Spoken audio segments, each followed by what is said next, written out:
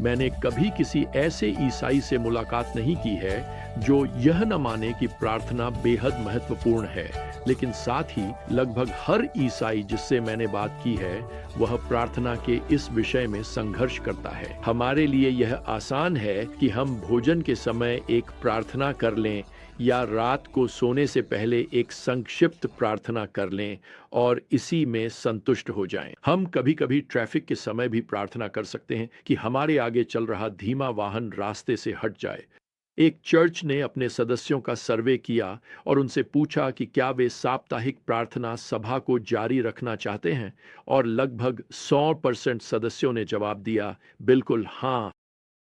फिर भी उनमें से 20% से भी कम लोग कभी प्रार्थना सभा में शामिल हुए। खैर, जब हम मसीह के जीवन का अध्ययन करते हैं तो यह बिल्कुल स्पष्ट है कि यीशु ने प्रार्थना के महत्व को समझा और उनके शब्दों और उनके उदाहरण ने इसे सिद्ध कर दिया। यीशु को प्रार्थना में अपने पिता से बात करना बहुत पसंद था। अब हमारे अध्ययन में सुसमाचारों के माध्यम से जो अगला घटित होता है वह प्रार्थना पर एक महत्वपूर्ण पाठ है, क्योंकि यीशु अब इस विषय पर दो दृष्टांत सुनाते हैं। अब हम लूका के सुसमाचार के 18वें अध्याय में हैं और जैसे ही यह अध्याय शुरू होता है हम पढ़ते हैं कि यीशु ने एक दृष्टांत सुनाया जिसका उद्देश्य था कि उन्हें हमेशा प्रार्थना करनी चाहिए और हिम्मत नहीं हारनी चाहिए। अब ये तो आपका ध्यान आकर्षित करना चाहिए। यीशु उन्हें और हमें ये सिखाने वाले हैं कि बिना हिम्मत हारे कैसे जिया जाए। अब पहला दृष्टांत दूसरे पद से शुरू होता है। एक नगर में एक न्यायाधीश था जो न तो परमेश्वर से डरता था और न ही मनुष्यों का आदर करता था, और उस नगर में एक विधवा थी जो बार बार उसके पास आकर कहती थी, मेरे विरोधी से मुझे न्याय दिलाओ। अब मैं आपको यह बता दूं, इस विधवा के खिलाफ कई बातें हैं। उसके साथ किसी न किसी तरह से अन्याय हुआ है, इसी कारण वह न्याय की मांग कर रही है। एक विधवा होने के नाते उसके पास उसका पति नहीं है जो उसकी ओर से पेश हो सके, और उन दिनों में एक महिला को अदालत में सबूत पेश करने की भी अनुमति नहीं थी। इसके अलावा यह भी संभव है कि उसके पास यहाँ बहुत कम प्रभाव हो और मुकदमा लड़ने के लिए पैसे तो और भी कम हो। और अब सबसे ऊपर यीशु ने अभी अभी न्यायाधीश को एक भ्रष्ट न्यायाधीश के रूप में वर्णित किया है। वह न तो भगवान से डरता था और न ही इंसानों का सम्मान करता था।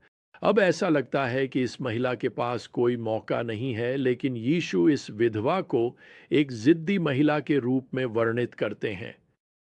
वह बार बार न्यायाधीश के पास जाती है, न्याय और राहत की मांग करती है।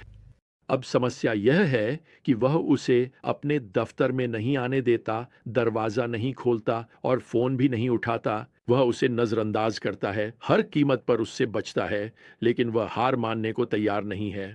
और आखिरकार आखिरकार न्यायाधीश सिर्फ इस महिला से पीछा छुड़ाने और उसे अपनी अदालत से बाहर निकालने के लिए हार मान लेता है।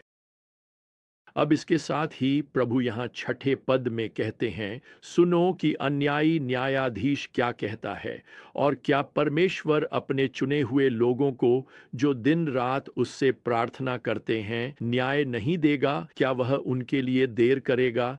अब सुनो प्रियजनों, यीशु इस भ्रष्ट न्यायाधीश को हमारे स्वर्गीय पिता की छवि के रूप में प्रस्तुत नहीं कर रहे हैं। यीशु हमें कोई तुलना नहीं दे रहे हैं, बल्कि वे उस भ्रष्ट न्यायाधीश और हमारे स्वर्गीय पिता के बीच एक विरोधाभास प्रस्तुत कर रहे हैं। परमेश्वर को आपकी प्रार्थनाओं से तब तक परेशान नहीं किया जाना पड़ता जब तक कि वह आपसे इतना तंग न आ जाए कि आपको जो भी चाहिए वह दे दें, ताकि आप उनका पीछा छोड़ दें। देखिए, इस दृष्टांत का मुख्य बिंदु यह है कि हमारे स्वर्गीय पिता उस भ्रष्ट न्यायाधीश से बिल्कुल अलग हैं। वह हमेशा उपलब्ध रहते हैं, हमेशा सम्मानपूर्वक व्यवहार करते हैं और हमेशा पूरी तरह से सही और न्यायपूर्ण कार्य करते हैं। वास्तव में यीशु यहाँ 8वीं आयत में कहते हैं, वह उन्हें शीघ्र ही न्याय देगा। तो बात यह है, प्रार्थना करते रहें, हिम्मत मत हारें। विशेष रूप से परमेश्वर के धर्म के राज्य के आने के लिए प्रार्थना करते रहें। हो सकता है कि इसमें अभी कुछ समय लगे, और जब वह समय आएगा तो हम सब कहेंगे, पता है, ऐसा लग रहा था जैसे इसमें बहुत समय लग रहा है, लेकिन अब हम राज्य में हैं उस भविष्य के दिन में, और हम कहेंगे, वाह, समय कब निकल गया। और पूरे रास्ते में हम यह देख पाएंगे कि परमेश्वर हमारे जीवन में भलाई के लिए कार्य कर रहे थे। अब इस दृष्टांत के बाद एक प्रश्न आता है जो सीधे यीशु के दूसरे आगमन से संबंधित है।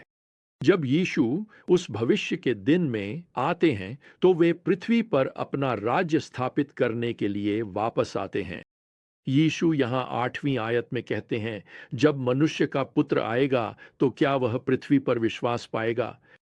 वास्तव में वह कह रहे हैं, जब वह वापस आएगा तो क्या वह विश्वास पाएगा, क्या लोग उस पर विश्वास कर रहे होंगे। और इसका उत्तर बिल्कुल हाँ है।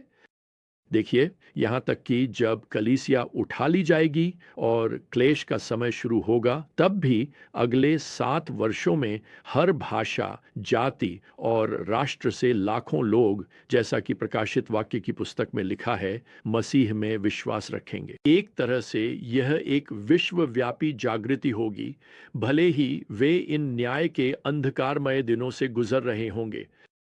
अब उन क्लेश के निराशाजनक दिनों में जीवित रहने के लिए उन्हें क्या करना होगा? वे कैसे हिम्मत नहीं हारेंगे? खैर, वे मसीह के दूसरे आगमन की प्रतीक्षा करते हुए लगातार प्रार्थना के माध्यम से ऐसा करेंगे, ठीक वैसे ही जैसे आज आप और मैं कलीसिया के उठाए जाने की प्रतीक्षा करते हैं। अब यह पहली दृष्टांत यीशु के शिष्यों को संबोधित है। अब वह एक दूसरी दृष्टांत देने जा रहे हैं जो आत्मधर्मी अविश्वासियों के लिए है। वे लोग जो खुद पर भरोसा करते हैं, यह मानते हुए कि वे इतना अच्छा जीवन जी रहे हैं कि वे परमेश्वर के साथ सही संबंध में हैं। यहाँ यीशु एक और विरोधाभास प्रस्तुत करते हैं, और इस बार यह दो व्यक्तियों के बीच है, और ये दोनों व्यक्ति मंदिर में प्रार्थना कर रहे हैं। यीशु यहाँ पद 10 में कहते हैं, दो व्यक्ति प्रार्थना करने के लिए मंदिर में गए, एक फरीसी और दूसरा चुंगी लेने वाला। अब जहां तक यहूदी लोगों का सवाल है, आमतौर पर चुंगी लेने वालों को प्रार्थना करने का कोई अधिकार नहीं था। वे उस समय के बड़े पापी माने जाते थे, समाज के सबसे निकृष्ट लोग। उन्होंने अपने ही यहूदी लोगों का फायदा उठाने के लिए रोमनों के साथ मिलकर काम किया था ताकि उन पर कर लगाया जा सके। उन्होंने अपने साथी यहूदियों से कर वसूलने का अधिकार रोमन सरकार से खरीदा था, और फिर वे कर की राशि को रोम द्वारा निर्धारित सीमा से अधिक बढ़ा देते थे, और ये चुंगी लेने वाले अपनी जेबें भर सकते थे। तो एक चुंगी लेने वाला मंदिर में प्रार्थना कर ही क्यों रहा है? वह वहां का नहीं था, उसे वहां होना ही नहीं चाहिए था। दूसरा आदमी एक फरीसी है। लोगों की नजर में वह समाज का एक प्रतिष्ठित, नैतिक और धार्मिक नेता है। फरीसी को भगवान से प्रार्थना करने का पूरा अधिकार है। मंदिर में उसके लिए एक अलग जगह होनी चाहिए, बस उसी के लिए। लोग मानते थे कि अगर कोई चुंगी लेने वाला प्रार्थना करता है तो भगवान अपनी नाक बंद कर लेंगे, लेकिन अगर कोई फरीसी प्रार्थना करता है तो भगवान अपनी बाहें खोल देते हैं। और यहाँ फरीसी पद 11 में प्रार्थना कर रहा है, हे भगवान, मैं तेरा धन्यवाद करता हूं कि मैं बाकी लोगों की तरह नहीं हूं, लुटेरे, अन्यायी, व्यभिचारी या फिर इस चुंगी लेने वाले की तरह भी नहीं। मैं हफ्ते में 2 बार उपवास करता हूं। मैं जो कुछ भी पाता हूं उसकी दशमांश देता हूं। मैं आपको कुछ बताना चाहता हूं, यह कोई प्रार्थना सभा नहीं है, यह तो अपनी तारीफ करने का सत्र है। वह खुद अपनी पीठ थपथपा रहा है। वह कह रहा है, प्रभु देखिए, आपको कितना सौभाग्यशाली होना चाहिए कि आपके पास मेरे जैसा कोई है। इस फरीसी की प्रार्थना असल में उसकी आत्मिक योग्यता, उसकी धार्मिक उपलब्धियों और उसके अच्छे कार्यों की लंबी सूची का बखान है। अब यीशु हमें उस चुंगी लेने वाले की प्रार्थना सुनने देते हैं, और यह प्रार्थना बहुत छोटी है। आयत 3। लेकिन चुंगी लेने वाला दूर खड़ा था। वह स्वर्ग की ओर अपनी आंखें उठाने की भी हिम्मत नहीं कर रहा था, बल्कि अपनी छाती पीटते हुए कह रहा था, हे भगवान, मुझ पापी पर दया कर। अब वह खुद की तुलना उस फरीसी से नहीं कर रहा है, वह खुद की तुलना परमेश्वर की पवित्रता से कर रहा है। फरीसी अपनी तारीफ कर रहा है। चुंगी लेने वाला विनती कर रहा है, हे भगवान, मुझ पापी पर दया कर। देखिए मेरे मित्र, केवल तब जब आप अपनी आत्मिक उपलब्धियों की सूची पीछे छोड़ देते हैं और यह स्वीकार करते हैं कि आपके पास एक पवित्र परमेश्वर को देने के लिए कुछ भी नहीं है, केवल तभी जब आप इस तरह से उसके पास आते हैं, आप उद्धार को उसकी कृपा के उपहार के रूप में प्राप्त कर सकते हैं। यीशु यहाँ 14वें पद में कहते हैं, मैं तुमसे कहता हूँ, यह मनुष्य यानी चुंगी लेने वाला अपने घर धर्मी ठहराया हुआ गया, न कि दूसरा, क्योंकि जो कोई अपने आप को ऊंचा करेगा वह नीचा किया जाएगा, और जो अपने आप को नीचा करेगा वह ऊंचा किया जाएगा। चुंगी लेने वाला वह अपने घर धर्मी ठहराया हुआ गया। धर्मी ठहराया जाना का अर्थ है धर्मी घोषित किया जाना। यह वास्तव में एक कानूनी शब्द है। जब न्यायाधीश आपको निर्दोष घोषित करता है और अपनी हथौड़ी मेज पर मारकर कहता है, मामला समाप्त। देखिए, फरीसी ने खुद को परमेश्वर के सामने धर्मी ठहराने की कोशिश की। चुंगी लेने वाले को स्वयं परमेश्वर ने धर्मी ठहराया। मैं आपको बताना चाहता हूं, आप एक साथ खुद पर और परमेश्वर पर भरोसा नहीं कर सकते।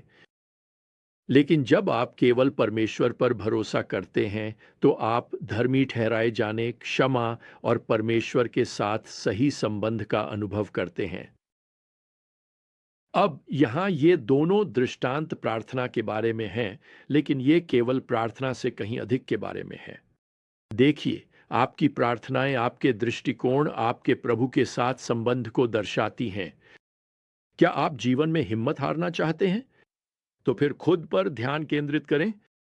ऐसे प्रार्थना करें जिससे आप अपने पाप को छुपाने की कोशिश करें। ऐसे प्रार्थना करें जिससे आप दूसरों को प्रभावित करने की कोशिश करें। शायद आप परमेश्वर को भी प्रभावित करने की कोशिश करें। क्या आप ऐसा जीवन जीना चाहते हैं जिसमें आप हिम्मत न हारें? तो फिर ईमानदारी से, पारदर्शिता के साथ, लगातार और विनम्रता से प्रार्थना करें, जैसे कि आप केवल परमेश्वर पर ही भरोसा करते हैं। तो हमारे अगले विजडम जर्नी तक प्रियजनों, प्रभु यीशु मसीह का अनुग्रह, परमेश्वर का प्रेम और पवित्र आत्मा की संगति आप सभी के साथ बनी रहे। आमीन।